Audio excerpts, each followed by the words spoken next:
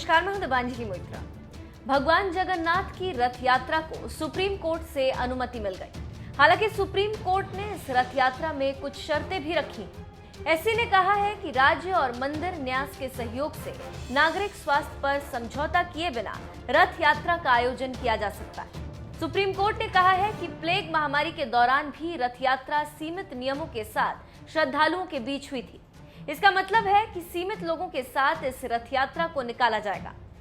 देश भर में फैले कोरोना वायरस के मद्देनजर इस बार पूरी रथ यात्रा पर रोक लगी थी, जिसके खिलाफ कोर्ट में याचिकाएं डाली गई थी। इन याचिकाओं पर जो बेंच सुनवाई कर रही थी उसमें CJI SA Bobde, justice AS Bopanna और जस्टिस दिनेश माहेश्वरी शामिल थे, जिसे एससी के इस बेंच ने रथ यात्रा को शर्तों के साथ जारी रखने का फैसला सुनाया। सुप्रीम कोर्ट ने इससे पहले 18 जून को कहा था कि जन स्वास्थ्य और नागरिकों के हितों की रक्षा के मद्देनजर इस साल 23 जून को ओडिशा के पुरी में निर्धारित यात्रा की इजाजत नहीं दी जा सकती।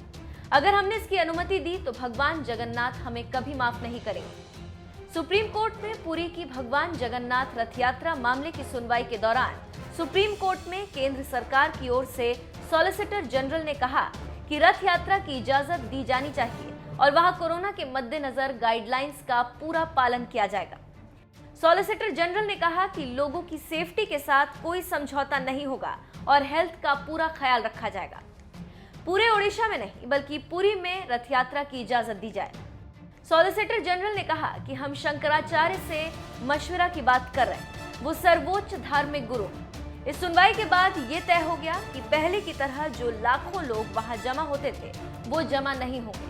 सिर्फ जो लोग पूजा करने के लिए जरूरी है वही इस यात्रा में शामिल होंगे। अखिल भारतीय संत समिति पुरी में भगवान जगन्नाथ की रथ यात्रा पर उच्चतम न्यायालय के दिए गए निर्णय का स्वागत करती है। आदर्श स्थिति यह होती कि पूज्य धर्माचार्यों से विमर्श करके निर्णय लिया जाता, परंतु एक बात का संतोष है कि हजारों वर्षों की हमारी परंपरा टूटने से बच गई। यह यात्रा निकले और सदैव प्रत्येक परिस्थितियों में जब देश किसी भी प्रकार के संकट में रहा है, सनातन धर्मावलंबी धर्माचार्यों ने 2 कदम आगे बढ़कर के देश का साथ दिया है।